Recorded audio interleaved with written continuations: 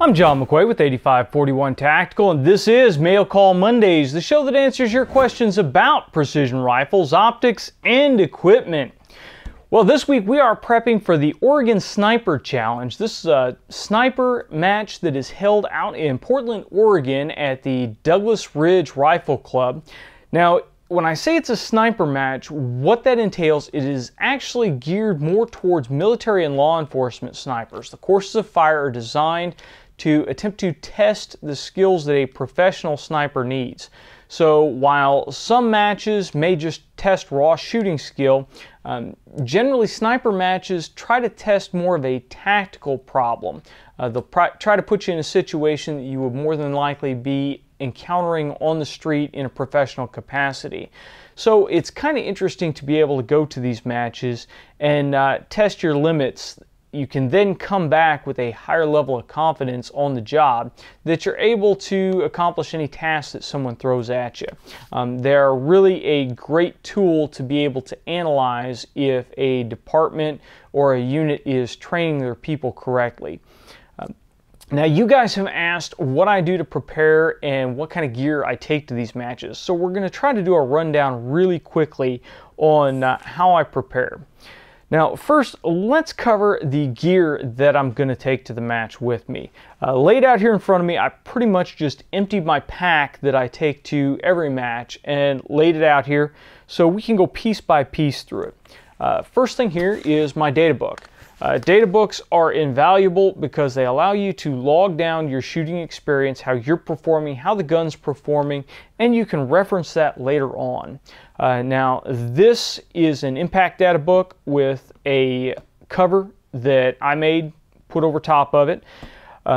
It is a great option, but this particular one uses regular pages. It does not use the Write and Rain pages that are available from Impact. So if it's pouring down raining, then I like to switch over and use a little Write and Rain notebook. They fit in my pocket real easily. It's easy for me to bring them out, jot down things, and then later on back in the hotel room, I can transfer it over into my full-size data book and keep it there so it's easy to reference next time. Another option is a data book that Storm Tactical produces. Is this little tiny pocket data book. It'll fit real nice in the pockets on BDUs or ACUs, and it is Write and Rain paper inside of it. It is slightly, well, there's compromises in everything. These obviously don't have as much room to jot down information as the larger data books, but if you find yourself shooting in the pouring rain all the time, this may be a really good option for you. There are tons of data books out there. Most of them have some type of Write and Rain option. So take a look at them and see what layouts work best for you. Next, gloves. Gloves may seem like a really small thing, but a lot of these matches you're shooting off obstacles, barricades, you may have to crawl, etc. You want your hands protected. You start tearing up your hands, it's going to affect your performance on the rifle. It may not be the difference between a hit or a miss, but it's going to slow you down, it's going to cause problems. Gloves are a great way just to prevent the problem altogether.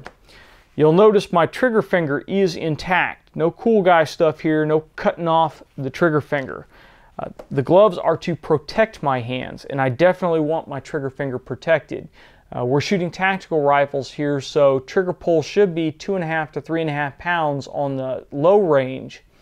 So a little tiny bit of material between your finger and the trigger should not throw off your shot. We're not shooting 2-ounce bench rest triggers where just brushing the trigger will cause it to discharge. So leave your trigger fingers intact on your gloves. It may mean the difference between tearing open the tip of your trigger finger or not. Also along safety equipment, we have Eye Pro and Ear Pro. These are Peltor Tac Sports. We have done a review on these on the website before, so check the description. Great set of ears. These have gel ear cups in them. I like electronic ears, especially at matches, because they allow me to hear range commands. They allow me to hear a spotter. I can just have better situational awareness with them. And with the Peltors, they attenuate loud noises, so you can still have someone talking while gunfire is going on in the background, and you can hear what they're saying. You don't get the clipping that you get with cheaper ear probe. Eye protection is generally optional at these matches.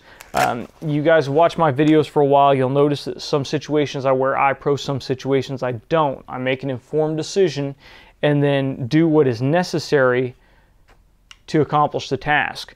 Now these are Bolé glasses. These are a really neat set. They have a just barely tinted lens in them. They're kind of bronze tinted, and they're designed just to remove some of the blue from the light spectrum. So if you get one of those really just glaring bright days, you can throw these on. They take a little bit of that glare out, but they don't reduce the amount of light coming into your eye, which is very important when the light you're looking at on a rifle scope has already had to come through several lens elements. You really don't want another one to cut that light down lower. You want the brightest sight picture you can get. So these are a really good option. If you're shooting next to somebody with a brake or a gas gun, it's a really good option to put on Eye Pro. I've had stuff blown into my face before from an adjacent shooter, and it's really good to prevent that. It is hard to get a good sight picture when your eyes are tearing up from glass and dirt and grit. So those are good to go. Magazines. You can never have too many magazines. Even if you have enough magazines for what you think you'll need, bring a spare or two. There are chances that you will run into another shooter on the range who has either bought crappy magazines and his have failed, or he's lost a magazine, or you may lose a magazine in the course of it, and it's nice to have backups. That's one of the reasons I recommend, if you're serious about match shooting, use a system on your bolt gun that utilizes AICS magazines. AICS magazines are generally the most popular at these matches. Since I'm shooting an AI system, then I'm using AICS magazines, but there have been situations before where another bolt gunner's come up and said, hey, you know, can I borrow a magazine? Also, label your magazines. They'll fall out of your pocket. You may lose one on a stage. You may have to do a quick reload and you just drop the empty magazine. You want to be able to recover that later on. These are expensive, so make sure you label them. Rear bag. A lot of the stages will not allow you to use rear bags just because of the makeup of the stage, but when you can, the extra stability is really nice. Also, they are not just for the rear of the rifle. A lot of shooters will use these on barricades to allow you that soft on hard support. I don't generally use them on barricades because I haven't found it to be a great benefit for me when I'm shooting off a barricade with my rifle. However, it's really a personal preference thing. You need to get out there and try. This beanbag is an 8541 tactical beanbag. This actually is one of our prototypes to our just regular square beanbag. It has 550 cord for a carabiner. The later ones all have 1-inch webbing for the carabiner, just easier to sew that way. We're not currently selling these. Our store's still down, but when it comes back up, they'll be available. If you want a bag that's very similar to this, Tab Gear makes a slightly larger version that has a strap going one way across one side, one way across the other side. I started making these because I wanted just a really simple bag with no straps, nothing, etc. So beanbags are always good to go. Tools. This is a Borka Tools driver. We did a full review on this on our website, and we'll leave the link in the description below. It is a driver that will allow you to use as a torque driver or just as a regular bit driver. This tool here will allow me to maintain just about anything I need to do on my rifle. With the Borka driver, I can strip the Accuracy International totally down to a barreled action. I can't, of course, remove the barrel because that takes a big, massive torque wrench and vice blocks, but I can strip everything else off of it, pull the trigger off. Anything I need to do, I can do with this setup. If I have a scope come loose, I can torque the scope back down with this. Now, I have never actually had to use it on my rifle, but I'm sure the day that I don't bring it, I will have to use it on my rifle. I have used it on several other shooters' rifles to get them back up and running, so it's a real nice thing to have along. As you can see, it doesn't take up a lot of room. It's really not that heavy, so good thing to have in your shooting bag. Another excellent compact tool. Leatherman Mutt. We did a full review on the Leatherman Mutt. It has so many features, I really can't cover it here, but it's one of those tools that's great to have on the outside of your pack or on your belt so you can pull it off and fix a problem really fast. Check the link in the descriptions for the full review on that. That comes as part of the M Pro 7 Tactical Cleaning Kit, which I generally keep on the outside of my bag. Not so much for cleaning, but for general maintenance, lubrication, etc. of the rifle. I also carry with me a bore snake, which comes in the M Pro 7 Tactical Cleaning Kit. Again, not for cleaning, because I want my bore the same condition from stage to stage to stage. I want it as consistent as possible. But you'll run into situations where it's raining, you may get some water, some dampness into your bore, and you want to clean that out before you rack out for the night. You also may run into situations where you have speared the muzzle into the dirt. I actually had somebody kick the muzzle on my rifle before at a match, hopefully unintentionally, and I had to grab the bore snake and run it through to kick any mud or grit that may have entered into the crown. Really nice thing to have so you can run it through quick, pull it out, clean anything out. I generally don't clean between stages. I don't clean between days of a match unless I'm noticing a problem. I will lubricate the rifle though, because it's absolutely imperative that you wipe out any grit, wipe out your receiver, and get fresh lubrication in there so that the rifle runs smoothly from stage to stage and from day to day. Come into gear to support the shooting task. Kestrel. I love Kestrel weather meters. This is a Kestrel 2500 NV. This is what I consider the base model for precision rifle shooters. It gives temperature, wind speed, barometric pressure, and altitude. It is a very good option because it gives you all the data that you need to plug into a ballistic computer. Comes with its own hard case. Comes with a lanyard that you can use to strap it to your bag so you don't lose it. We are testing the new Applied Ballistics Kestrel that is just recently coming available. There's also the Horus Kestrel that have an integral ballistic computer in both of those models. They are considerably more expensive though, so if you're really on a budget, the 2500 is a great option. Right here I have a Bushnell Elite 1600 laser rangefinder. It does actually range targets to 1600, although intermittently. If you have a really bright, hazy day, you may have trouble at 1600. But from inside that, it works very, very well.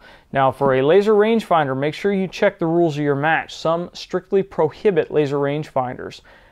If your match prohibits laser rangefinders, don't even bring it with you. Don't have it in your bag. Don't take it out of the vehicle. You really just don't want any possible implication that you're cheating. So check your rules. Leave it if you don't need it. Now we get into the comfort gear.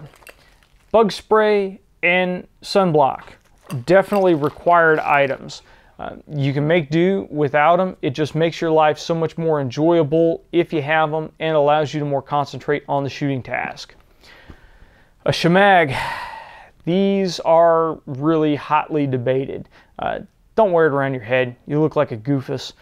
The reason I have one in my shooting bag is because there are shooting tasks where the sun is positioned at certain angles where they're really nice to be able to drape this over your head, over the scope. In an actual shooting situation in the field, usually a sniper will drape his veil over the scope. This match, I don't have the need for a ghillie suit, so I'm not going to be wearing a veil. This works the same way as a sunshade if I have the sun to my back or if I have the sun shining on the ocular lens of my scope. Also, if you have a situation where wind, grit, etc. is blowing really hard, then you can drape this down, cover the sides of your face, cover the action of your rifle. When you're not on the rifle, you can use it to cover up your rifle to keep that grit from working its way into the action. Got some little snacks right here. Just again, something nice to have in the shooting bag so that your belly starts growling. You can take your mind off of that and get focused back on the task. I generally don't take the time to eat a full meal if we're shooting matches. I'll just snack throughout the match and then eat a good dinner. Make sure you eat a good breakfast before the match starts. Toilet paper. Got to have toilet paper. You never know if the porta-johns at the match are actually going to have enough toilet paper in it. You never know if you're going to be at a match where it's an unimproved range out in the sticks and there won't be any porta-johns at all. So just makes your life easier. A lot of this gear that we're getting into now is just about making your life easier so you can concentrate on the shooting task. First aid kit. We're not talking about the kind that you pick up at Walmart that's got Band-Aids and ointment in it. If it's something that a Band-Aid is going to fix, then it's something that's going to stop bleeding on its own. We really don't care about it. What I care about are life-threatening injuries. So my first aid kit, first of all, carries Israeli bandage, carries a nasopharyngeal airway, 2 different types of medical tape, and a combat action tourniquet. The combat action tourniquet is the very, very, very important part of the kit. It's small, it's easy to carry. North American Rescue carries these. You can pick one up from there. They're very minimal cost, and this can and will save your life if you have a gunshot in an extremity. They are absolutely, absolutely a requirement for your shooting gear. I carry one of these in my pocket on the street. We have used it to save lives before where we've had uncontrolled bleeding in an extremity. Long gone are the days where putting a tourniquet on means somebody's going to lose that limb. Generally, if you put a tourniquet on, you do so correctly, you get it cinched down, stop the bleeding. They're not going to lose their life, and the limb can be saved by surgeons later on. So, excellent thing to have. Takes very little training to be able to use these and to use these well. You don't have to have any special certifications, just basic first aid, and you can use a tourniquet. Some of the other stuff in here is a little bit more in-depth. Unless you know what you're doing, I would not suggest you mess with nasopharyngeal airways. It really has a very, very specific task in mind, but if you ever have an injury where it completely obliterates somebody's face, it may be a necessary thing. The Israeli bandage is great because if you have something that maybe has not risen to the level where you need a tourniquet, but it is bleeding profusely, it'll allow you to get it protected, get it wrapped up, get direct pressure on it, and slow that bleeding down. So that stuff will allow me to work on injuries to myself or injuries to somebody else until paramedics can get there. I'm really not qualified in the civilian area to go any higher than first aid. I'm a combat lifesaver, so on the military side of it, I can do a little bit more, but since we're out here in the civilian world, it would not be a good thing unless it was absolutely necessary. So stock your medical kit based upon your skills, but remember, we're not worried about bumps and bruises. We're not worried about staples in your finger, that kind of stuff. We are worried about gunshot wounds, severe lacerations, stuff that's going to cause great loss of blood. The other big thing that I don't put, obviously, in a first aid kit that you need to be aware of is heat exhaustion and dehydration. I carry Camelback when I'm at these matches so I can hydrate continuously throughout the whole match.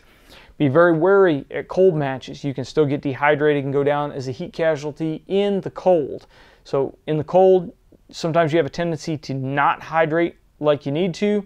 You're all bundled up, you'll get going doing something strenuous, start sweating, go back into that cold, and you'll get hypothermia. So beware of your environment, beware of what's necessary to stay safe in that environment. Enough on the first aid kit. Last thing on the table here, try a tactical shooting mat. It's nice, it's compact. Again, another piece of gear that we've done a review on. I really like the compact size, especially when I'm flying. A lot of stages of the match, you won't be able to use a shooting mat because it'll be a dynamic stage. You'll be moving, changing position from one position to another, changing from one firing point to another firing point. But some stages will be either on a regular concrete firing line, or you may have a stage where all the shooters are on a line at one time. You have the ability to set up, and you want to be as comfortable as possible. Again, all about concentrating on the shooting task. That's basically everything that goes in my bag. Now, I will take one of 2 bags on this trip. I'll either take my Eberly Stock X3 or I will take my Eagle A3 backpack. The advantages of the Eberly Stock X3 is that it has a scabbard on the back, so I can carry the rifle on my back. If I am shooting at a match where I'm going to be walking long distances, up, down mountains, going from firing point to firing point, or I'm sorry, from stage to stage, then the Eberly Stock is my preference because I can keep my hands free. That just allows me to stay a little bit more rested, fight off fatigue a little bit longer, and if I have to climb up the side of a slippery, stinking mountain and I go crashing down, my rifle is a little bit more protected. It's not going to go spearing into the dirt or have the scope take a hard hit. Now, because I'm flying and the Douglas Ridge range is a fairly flat range with everything kind of located in the same area, I may just take a regular backpack because it will lay flatter in my checked luggage and allow me a little bit more room to pack everything in. Everything will still fit in there. It will actually carry more than the X3 will carry just because it has more cargo capacity inside, but it does not have a scabbard to be able to throw the rifle in, so I'll end up just slinging the rifle. But that's it as far as that kind of gear. Okay, now let's talk about my rifle setup.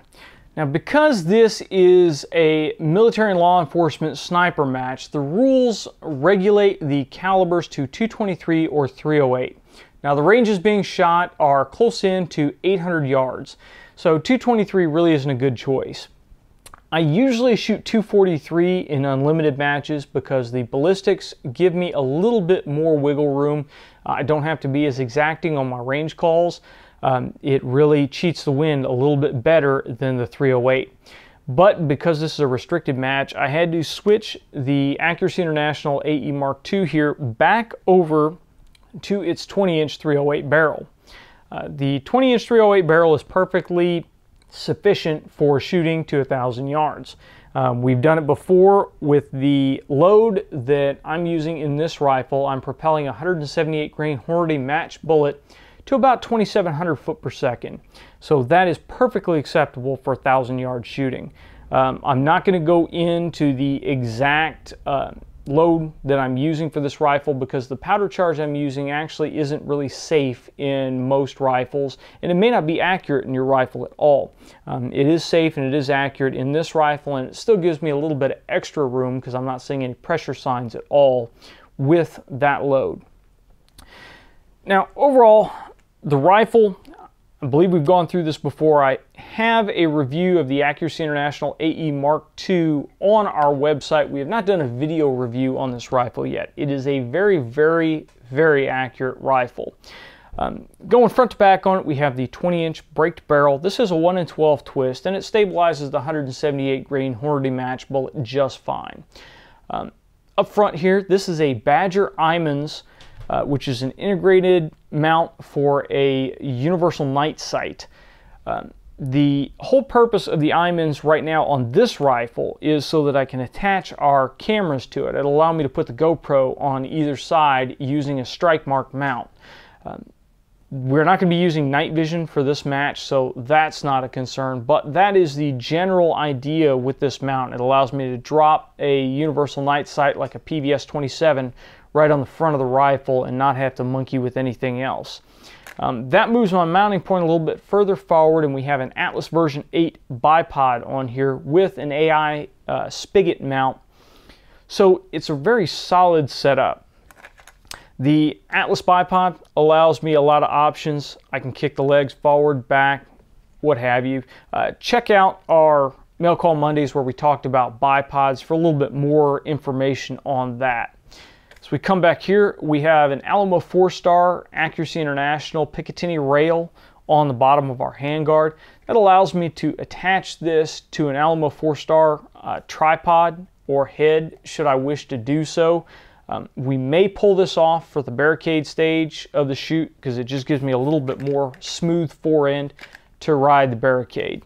It's on there right now because we've been working with this rifle on the tripods. The rifle is wearing the new Accuracy International pistol grip skins. Since this is an AE Mark II, it originally just came in thumb hole configuration, but we switched it over to the pistol grip because I really like the AI pistol grip configuration. After shooting the AX308 for quite some time, I just really liked the way it felt, so we switched over to this. The Victor Company Viper skins are also a very good option, have a very similar feel, although the Victor Company Viper skins will allow you to change the pistol grip thickness. You can go with a larger grippy pistol grip if you wish. I do have a Victor Company grippy cheek piece on here. It's a little bit wider than the Accuracy International cheek piece, and because of the material it's made of, the softer rubber, it doesn't get slick when you start to sweat or if you have face paint on. It just gives you a little bit better grip on that. We're using a Bobro precision rifle mount to mount our Vortex Razor HD 5-20 rifle scope on here. This rifle scope has been on this rifle for many a match. It's been vetted. I know that it tracks perfectly. I know the reticle corresponds with the turrets perfectly, and I'm very comfortable using this scope. So it works very well. You guys have been asking for a review on the scope, but this is actually one of their first models. It did go back for the eyepiece upgrade, but it doesn't have the high-speed turrets. It's still got the standard 5 mil per rev turrets on it, which I actually prefer because the clicks are a little bit wider apart on it. They're a lot more tactile, in my opinion, than the 10 mil per rev clicks. Because it is several generations old, I haven't felt the need to do a review on it. However, if you guys really want a review on it, then maybe after we get back from Oregon, we can look into doing a review on this scope. Lastly, we have a sling on the rifle. This is a sling of my own design. It really hasn't been released out into the wild. There are a few of them walking around out there, but it basically gives me the ability to convert this into a self-cinching cuff type sling very quickly, or to use it as a hasty sling if I need to. These matches do from time to time have unsupported stages, and a sling is absolutely critical for shooting a rifle unsupported. That is about it on the basic configuration of the rifle here. I can run 5 or 10 round magazines in the AI, and that really helps me out for speed. Now, what I did to prepare the rifle for this match was switch from the 243 barrel back to the 308 barrel, and then I grabbed some ammo that we had previously worked up for this barrel that's about a year old. Took it out, shot it to get the scope zeroed back in and to confirm the accuracy of the system. Shots number 11 through 15 ended up in this nice little group that you can cover with a dime. That's a 5-shot group at 100 yards. Now this isn't, I'm not showing you this to brag about it. If I was trying to brag, we'd go through the whole 5x5 and you'd see me throw a bunch of shots. I mean, it is what it is. This was a confirmation group to tell me if the accuracy of the system is going to be sufficient for the match at hand. And this is definitely accurate enough for the match at hand. The other benefit is it told me that that old load is still a valid load, and that instead of having to go through a full load workup, I could just reload to that recipe for this rifle and be good to go. The one change is the loads that shot in this group here were neck sized, and the loads that I'll be taking to Oregon are bump sized. The difference between the two is in neck sizing, you only size the neck down far enough to hold a cartridge again. The rest of the brass is still shaped to the chamber of the rifle. Bump sizing, I'm crunching the shoulder of that brass down a couple thousandths so that it has a little bit more clearance in the chamber. That gives me clearance for water, for dirt. It gives me the ability to run the bolt a little bit smoother because there's not as much friction between the case and the chamber of the rifle.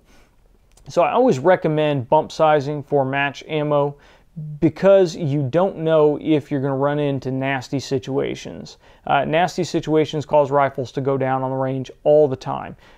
Almost every match I've gone to, I've seen a guy that will be there with this super match reloads and have problems chambering at some point in time during the match. So while I could skate the razor's edge accuracy like this with fire-formed cartridges that have been neck sized, I would much rather have the ultimate reliability of the system and not throw shots because I couldn't get them downrange in the allotted time. So we're going to go through that. I'm not going to go through a whole lot more on how I loaded the ammo for the match. Actually, I'm still in the process of loading the ammo for the match because we did that whole reloading series, and I talk a lot about what I do on my match reloads in that series there. We'll follow this up with a little bit of range video on how we shot our verification and just some shots out there at the range. And that's about it for the gear and the rifle setup. The last thing I'm going to talk about is how we transport the rifle from here to Oregon. I prefer to use a Pelican case to transport my rifles. I've had it in the past. That case has been abused. It really looks horrid. It's pretty tore up, but it has always protected the rifle. My rifle's always arrived with the zero intact and no problems at all. There are varying different ideas on flying with rifle cases. There's the one idea that, oh, we want to try to camouflage it so it doesn't look like a rifle case, yada yada. The problem you run into is these baggage handlers, they see baggage day in, day out. They're really, unless you go overboard, there's not a lot you're going to do to obscure the fact that your case is transporting a rifle. Beyond that, you also have to understand that there are a lot of people through the TSA baggage screening and other processes that are going to have a visual idea that it's a rifle. They're actually either going to see it through x-ray scanners, they're going to see it through an open inspection, they're going to know that your rifle is in that case. So it's not a big secret that it's a rifle that you're transporting. Large airports see a huge volume of firearms travel through on a daily basis, so it's not that big of a deal. The view that I take on it, my case is covered with gun stickers, it's covered with Marine Corps stickers, and it has stenciled in big letters, attention TSA for access, call, and it has my cell phone number stenciled on it. There are a couple of reasons for that. The first reason for that is I want everybody to know it's a gun case. I don't want there to be any question in anyone's mind, because if there's anything that's going to get an airport locked down quicker, it is a high-power rifle and ammunition going missing. Really, you think about if you contact the law enforcement for that area and you say, hey, I lost my golf clubs, you know, they're going to care to the extent that they're required to. If you contact them and say, hey, a rifle and a large quantity of ammo just went missing, they may be a little bit more inclined to look a little bit closer, seeing how that could cause a very big problem and a very big embarrassment for them inside that terminal. So I don't care if my rifle looks like a gun case. My hope is that if it looks like a gun case, then the supervisors who are overseeing the baggage process are going to look a little bit closer when that case goes by. And it's going to be a lot easier when I tell them that a rifle case is missing, that they're actually looking for a rifle case instead of a case that looks like a golf bag or something. So that's the reason I do that. Now, the reason for the stenciling on the side of it is if TSA decides to do an inspection on my rifle, they're going to have to do one of two things. They're either going to have to contact me so that I can come give them access to my case, either give them my key or unlock it myself, or they're going to have to cut my locks off. Now, if they cut my locks off, we're going to run into a problem because an unsecured firearm cannot go on the aircraft. They can't put it in baggage unless it can be resecured. For that reason, I'll leave 2 extra unlocked locks in my case. That way, if they do have to cut my locks off, they can then close my case and put my locks back on it, securing it and sending it on its way. I'll be rather upset that they cut my locks off, but the $1,000 that I paid for airline tickets is not out because my rifle is floating around somewhere and I can't actually shoot the match I'm going to. So, extra locks, and make sure that there are numerous markings on it for your cell phone number. Leave that on when you go through the terminals until you actually have to board that plane.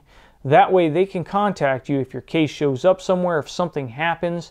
It's spray painted on the outside of my case, so there's really nothing you can do to obliterate those marks other than intentionally painting over it. On the cases, you see a lot of these wonderful foam cases with all these intricate cutouts and stuff all over the web. Guys, don't do this. It makes your case heavier if you throw every accessory you can possibly throw in. It's going to put more stress on that case. It's going to piss the baggage handlers off, and they're going to bounce your case a whole lot more often. Just put your rifle in it. Put what is required by law to be secured inside that case, which is basically your firearms and firearm-specific stuff. So if you have a firearm component, it needs to be in that case. It cannot be in your in your carry-on baggage. Lock it in the case. So rifle, if you're going with a handgun, make sure your handgun's in there. You don't need to put your ammunition in there. Ammunition just needs to be in a case specifically for ammunition. I fly with plastic reloading cases. I just wrap tape around them and make sure there's a piece of foam inside of them to keep the cartridges from bouncing around. That's all it's required. You don't have to lock your ammo in your case. I only want the rifle, and if I'm traveling with a pistol that has to be checked, the pistol in the case. That way there's no extra possibility of stuff shifting. There's the maximum amount of foam around the rifle to absorb impacts. When you're putting the rifle in the case, put the scope facing the carrying handle. Yeah, when you open the case, it doesn't look as pretty as all these fancy cases that have the rifle presented to you with the scope up when you open them. But when the case is dropped, the bottom of the rifle takes the brunt of the impact, not your optic, because generally baggage handlers are going to grab it by the carry handle. The carry handle on the Pelican is fairly large, so it's really easy to grab a hold of. They'll grab it from the carry handle and they'll sling it across the tarmac. The bottom of the rifle is what I want to hit first, because the bottom of this rifle can take an incredibly large hit and not alter the zero of the rifle. This scope and this mount can take a pretty good hit, but you can also damage the turrets, so I prefer it not to take a hit.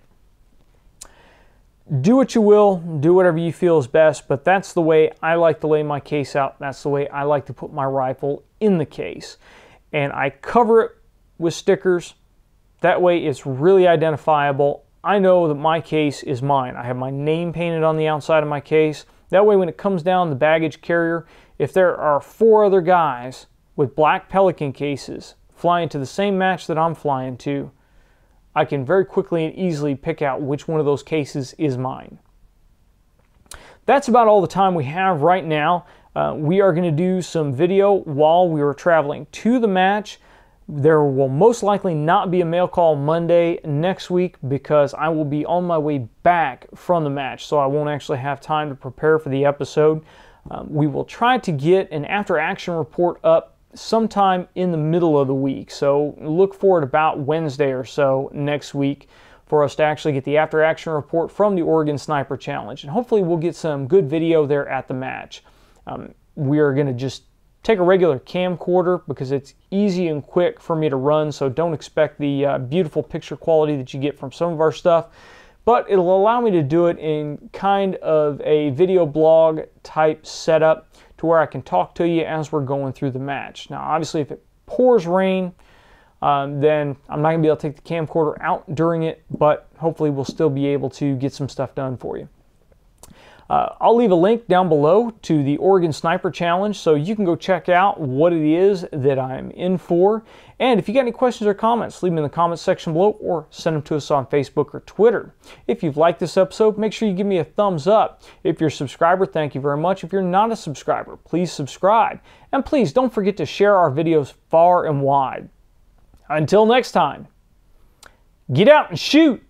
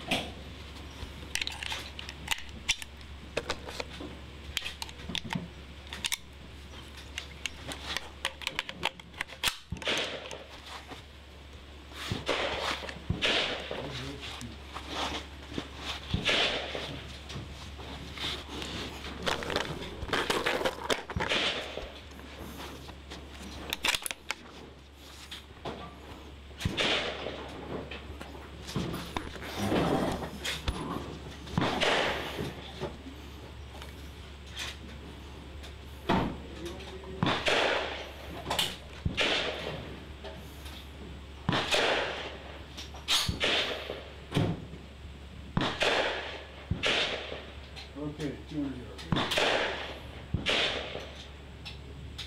Okay, we're good? Yeah. 200 yards, guys.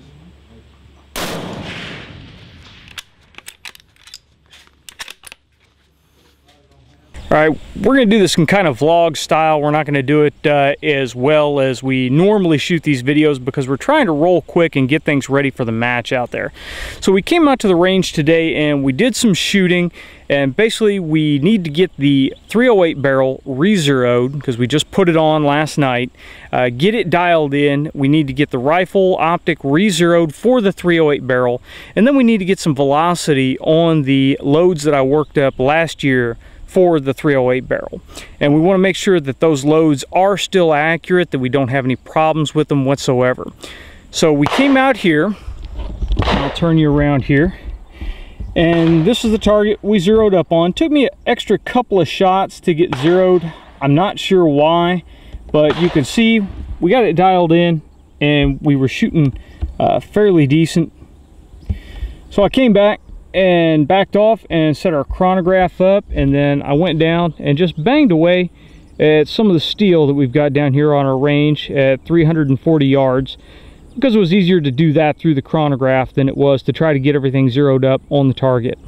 And once we got that done, we came back here and we came over and did some zero confirmation on our target down here. Now I still need to come up about 1/10 of a mil, and I need to come right 1/10 of a mil, and I'll be right in there. But that is a 5-shot group with the 178 grain Hornady match bullets through the 20-inch barrel on the AE Mark II. We got some really good velocity numbers. We are shooting just shy of 2,700 foot per second. You can see when we zoom down here onto the iPhone that was our weather for today, and for 5 shots we are very, very close. We only have one that broke out of the 2690 range, and that was 2682. So I'm not sure what was going on there. It may have been a misthrow on my part, or it may have been a goof on the chronograph's part. So that tells me with the chronograph numbers that we've got, and with that real quick group that I shot after the zero confirmation, the rifle is dialed in and doing what we need to do. I need to make a tiny adjustment to the scope, and then we'll be good to go. And then we need to get out to 800 yards, and we need to do a dope confirmation at 800 yards, because that will be the longest range that we're going to shoot out in Oregon. Once we get that done, it'll just be a matter of throwing the stuff in the bags and getting ready to get on the plane.